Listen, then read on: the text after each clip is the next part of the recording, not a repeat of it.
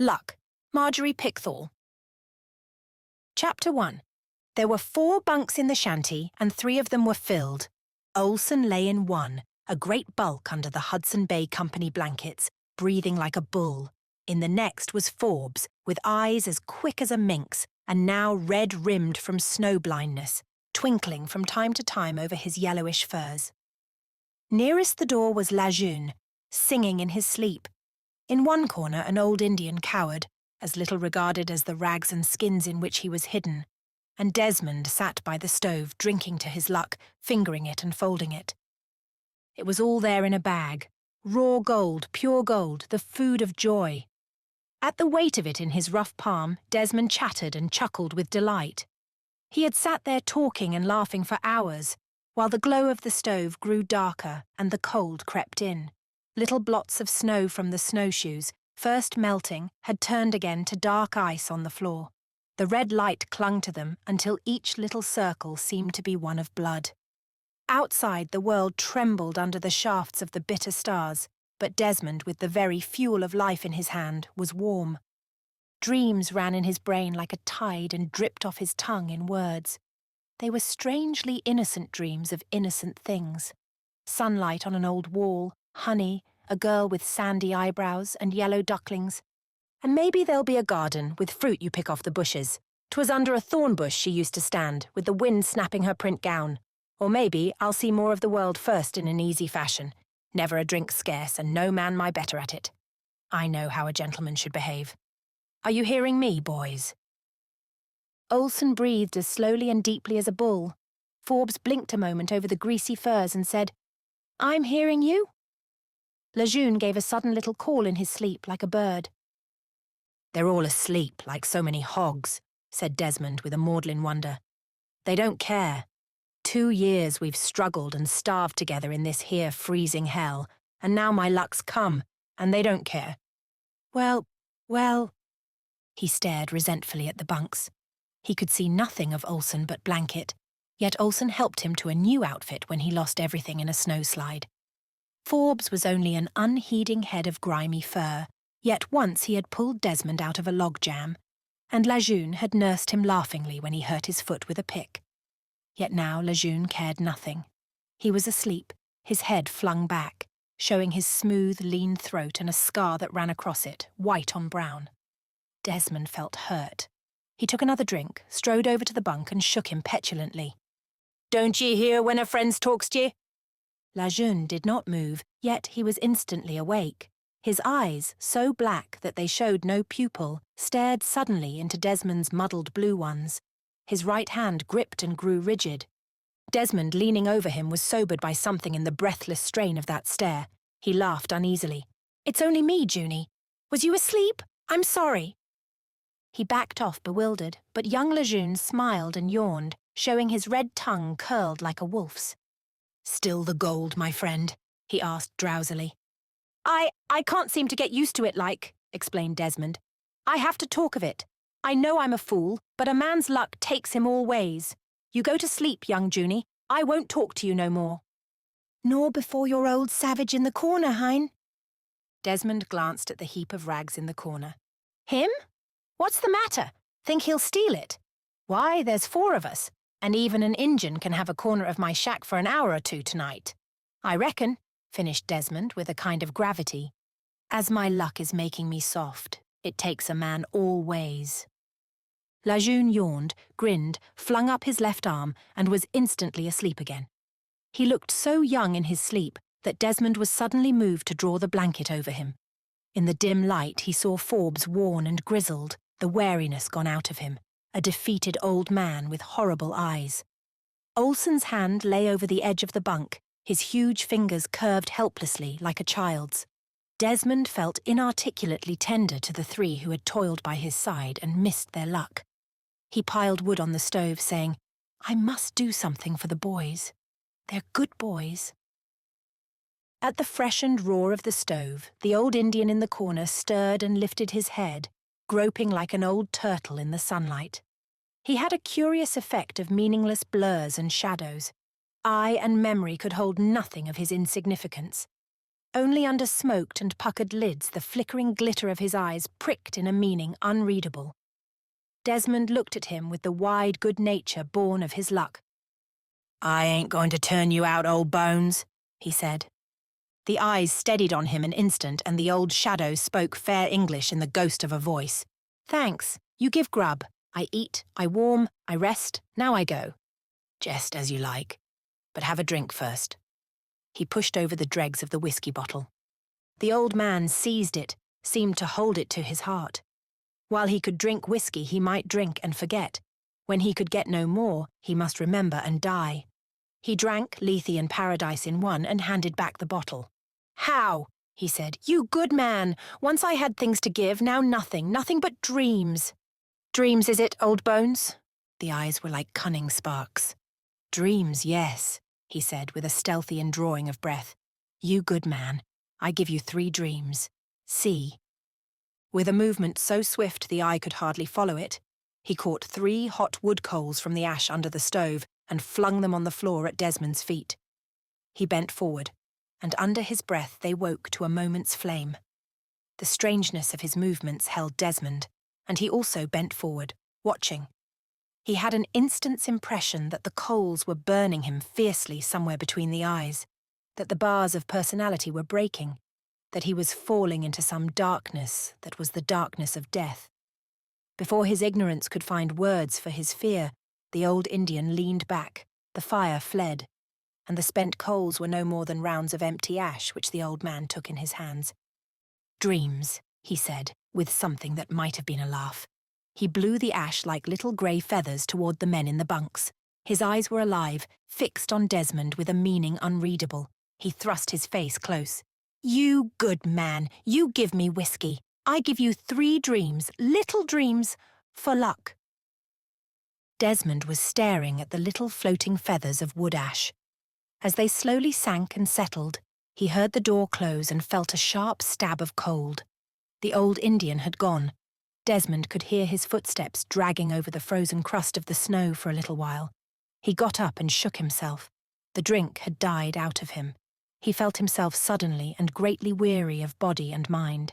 The fire would last till morning. "Dreams, dreams, for luck," he muttered as he rolled into the 4th bunk. He was ready for sleep, and as he lay down and yielded to the oncoming of sleep, as a weed yields to the tide, he knew of a swift, clear certainty that he would dream. Chapter 2. He opened his eyes to the pale flood of day. Lejeune was cooking pork and making coffee. Olsen was making snowshoes.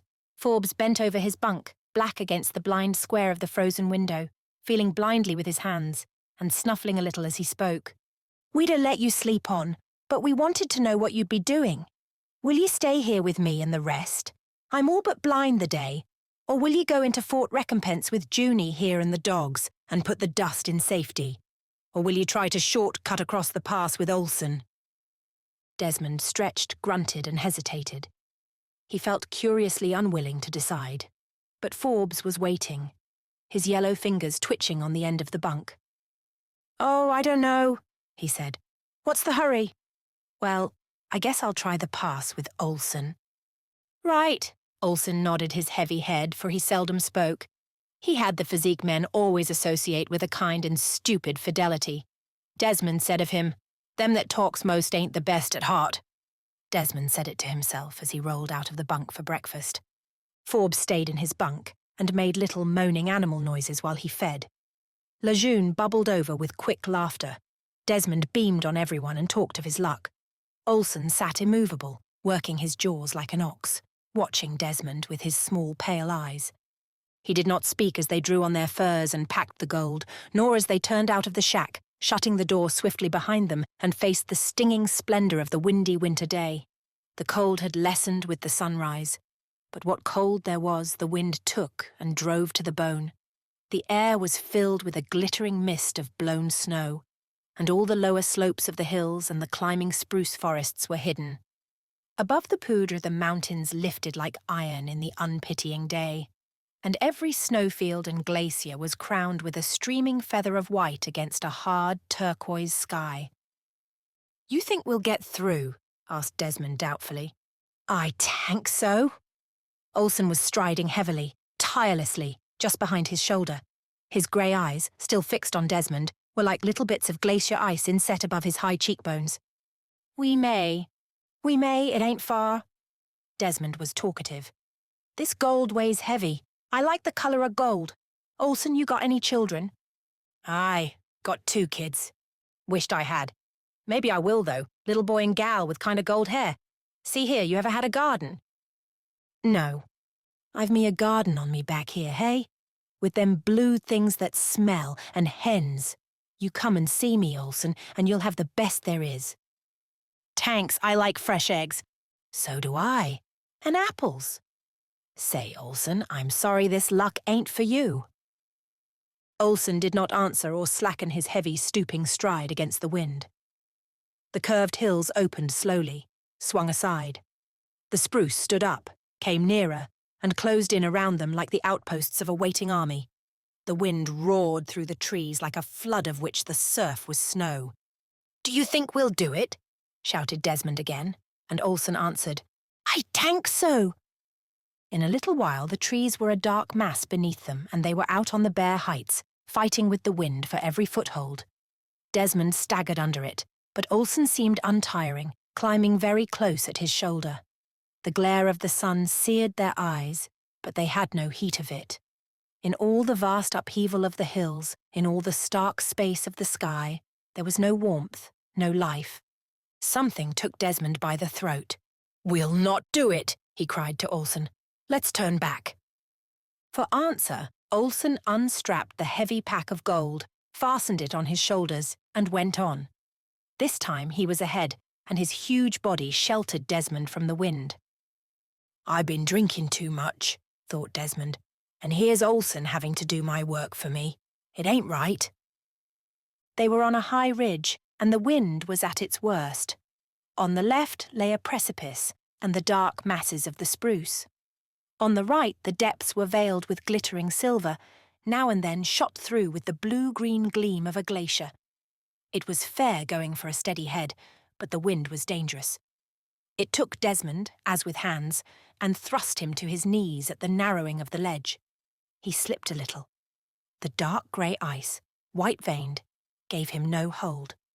He lost his head, slipped a little farther, and the white-driven foam of snow and cloud above the glacier was suddenly visible. He called to Olsen. Olsen could not have heard, yet he turned and came slowly back. Desmond could have raged at him for his slowness if his lips had not been so stiff and dry. Inside his fur mitts his hands were suddenly wet. Gently he slid a little farther, and the wind-driven white below was plainer, cut through with turquoise as with a sword. He shut his eyes, and when he opened them Olsen had stopped and was standing quietly watching him. Desmond shrieked hoarsely, for he understood. Between the two drove the torrent of the wind, shutting slayer and all but slain into a separate prison of silence. But even the wind did not stir Olsen. He stood like a grey rock watching Desmond. Presently he leaned forward, hands on knees, his back humped grotesquely under the pack, as the cruel or the curious might watch the struggles of a drowning kitten. Desmond was shaken to his fingers by the terrible thudding of his heart. He could not make a sound. Earth and sky flashed away. There remained only the grey inhuman shape beyond the barrier of the wind. Presently that also flashed away. Yet as Desmond fell, he was aware of light, a great, swift relief, for he knew that he dreamed. Then came darkness. Chapter 3. It was a darkness glittering with stars. Such stars as the men of the south, the men of the cities never see. Each was a blazing world hung in nothingness, rayed with sapphire and rose. Now and then the white ice blink ran over and died beyond them in the spaces where even stars were not. Desmond was lying on his back, staring at them through a cranny in his sleeping bag. He knew where he was, yet in his brain was a sort of cold confusion. He seemed to hear Forbes speaking. "Will ye stay here with me and rest? I'm all but blind the day. Or will ye go into Fort Recompense with Junie here and the dogs and put the dust in safety? Or will ye try the short cut across the pass with Olsen? And here I am, halfway to the fort and sleeping out with Junie and the dogs," Desmond muttered. "But I can't remember coming." Yet, as he turned in his sleeping bag, His knowledge of his whereabouts was exact.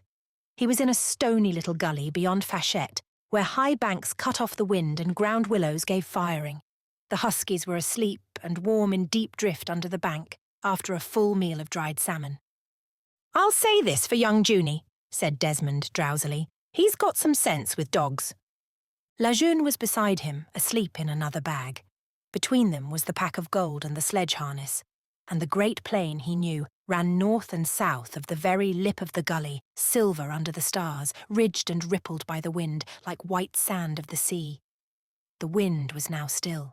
The earth was again a star, bright, silent and alone, akin to her sisters of the infinite heavens. "There ain't so much gold in a place like this here," Desmond whispered resentfully to the night. "But just you wait till I get southeast again." He was filled with blind longing for red brick, asphalt and crowded streets. Even the hens and ducklings were not enough. He hungered in this splendour of desolation for the little tumults of mankind. It seemed as if the stars laughed. "There ain't nothing my gold won't get me," said Desmond more loudly. His breath hung in little icicles on the edges of his spy hole. It was cruelly cold. He drew his hood closer round his head and thrust it out of the bag. La Jeune was gone. He did not feel afraid, only deadly cold and sick as he struggled to his feet. Under their shelter of canvas and snow, he was alone. Everything else was gone. He fell on his hands and knees, digging furiously in the trodden snow like a dog. The gold was gone also. "My luck," whispered Desmond stupidly. "My luck." He was still on his knees, shaping a little rounded column of snow. Suppose it might be La Jeune's throat, and he with his hands on each side of it, so. La Jeune's dark face seemed to lie beneath him, but it was not touched with fear, but with laughter. He was laughing, as the stars had laughed, at Desmond and his luck. Desmond dashed the snow away with a cry. He scrambled out of the gully. The dog trail was easy to read, running straight across the silvery plain. He began to run along it. As he ran, he admired La Jeune very much. With what deadly quietness and precision he must have worked. The gully and the deserted camp were a grey streak behind him, were gone. He was running in La Jeune's very footprints, and he was sure he ran at an immense speed. The glittering levels reeled away behind him. A star flared and fell, staining the world with gold. Desmond had forgotten his gold. He had forgotten food and shelter, life and death. He could think of nothing but La Jeune's brown throat with the scar across it. That throat, his own hands on each side of it, and an end forever to the singing and the laughter. He thought La Jeune was near at hand, laughing at him. He felt the trail and searched. The dark face was everywhere and the quick laughter, but silence was waiting. Again he knelt and groped in the snow, but he could feel nothing firm and living. He tore off his mitts and groped again, but there was only the snow, drifting in his fingers like dust. La Jeune was near at hand, yet he could not find him. He got up and began to run in circles. His feet and hands were heavy and as cold as ice, and his breath hurt. But La Jeune was alive and warm and lucky and laughing. He fell, got up and fell again. The third time he did not get up, for he had caught young La Jeune at last. The brown throat was under his hands and the stricken face. He, Desmond, was doing all the laughing, for La Jeune was dead. "My luck, Junie, my luck!" chuckled Desmond. His head fell forward, and the dry snow was like dust in his mouth. Darkness covered the stars. Chapter 4. In the darkness and the shadow, something moved. Desmond was in his own bunk at the shack. There seemed to be an echo of words in the air, yet he knew that he had slept for some time. He was not asleep now, yet sleep lay on him like a weight, and he could not move. Forbes was silent too. He was quite clear that he was alone with Forbes, and that the other two had gone prospecting beyond Fachette. Forbes had asked him, "Will ye stay here with me and rest? I'm all but blind the day. Or will you go into Fort Recompense with Junie here and the dogs, and put the dust in safety? Or will you try the shortcut across the pass with Olsen?" And he knew he had chosen to stay in the shack with Forbes. It was night. The shack was dark, save for the red glow of the stove, and something moved very softly in the dusk and the shadow. Desmond, weighted with sleep, could not move, but he listened. Someone was shuffling very softly and slowly round the wall of the shack, pausing at the bunks. It was Forbes. He was snuffling to himself, as some little soft-nosed animal might snuffle, and feeling in his blind way with one yellowed hand. Desmond was amused. If I was to yell out, old Scotty'd have a fit, he thought. He decided to wait until Forbes was quite near, and then yell and hear the old man curse. Old Forbes's cursing was the admiration of the camps. Desmond lay very still and listened. Forbes was coming nearer, feeling his way as if over unseen ground, and whimpering to himself very softly. Desmond could hear the scratch-scratch of his long-clawed fingers as he slipped his hand over the empty bunk near the door. He was silent and still for a minute. Then the shuffling came again. "I'll wait till he's at the foot of my bunk," thought Desmond, grinning foolishly, "and then I'll bark like a dog. Used to do it in school when I was a kid and scare the teacher. Lord, how a bit of luck does raise a man's spirits." He lay very quiet, grinning to himself in the dark. Forbes's blind bent head showed, swaying slightly, against the dull red glow of the farther wall. A tremulous touch, as light as a falling leaf, fell on Desmond's foot, and suddenly he was stricken with the black, dumb terror of dreams. For he knew there was death in the touch of that hand. The walls reeled about him, shot with streaks of red. He could feel the hand hovering lightly at his knee. The blind man's soft, whimpering breathing sounded close above him. But he could not move. His whole life was centred in the quivering nerves which recorded the touch of the blind man's hand. It travelled very slowly and lightly up his body and lingered above his heart. His life gathered there also like a cold flame. And he could not move. Visions rose before him.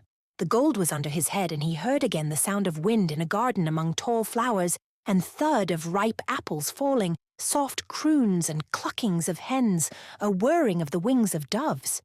He saw a straight girl in a stiff print dress, with very blue eyes under brows and lashes the colour of sea sand. He saw 2 children with hair the colour of gold. The blind man moaned and bent waveringly near, his right hand gathered to his breast. The flowers of the hollyhocks were gold, and the little ducks were gold, and gold sunlight lay on the gold hair of the children. "Gold," said Desmond faintly. "Gold. My luck." The blind hand crept upward. Like a blown flame, the golden visions flickered and went out. Desmond awoke, fighting upward out of darkness and the dreams of the night. He felt reality coming back to him as a tide comes back to a beach, and opened his eyes on a glad world. His terrors fell away from him. He came near to thanking God. Dark words he had dreamed, dark deeds, but they were not true. Thank God, they were only dreams. He stirred in the bunk, sat up, and brushed a white feather of wood ash from his sleeve. Only dreams! Lajoun was cooking pork and making coffee. Olsen was mending snowshoes. Forbes bent over his bunk, black against the frozen window, feeling blindly with his hands and snuffling a little as he spoke. "We'd a let you sleep on, but we wanted to know what you'd be doing. Will ye stay with me and rest? I'm all but blind the day. Or will ye go into Fort Recompense with Junie here and the dogs, and put the dust in safety? Or will ye try the shortcut across the pass with Olsen?" He stopped suddenly. Desmond shrank back slowly against the wall of the bunk, his eyes staring on them as a man stares on death, a fleck of froth on his lips. There was no sound in the shack but the quick breathing of 4 men. The end.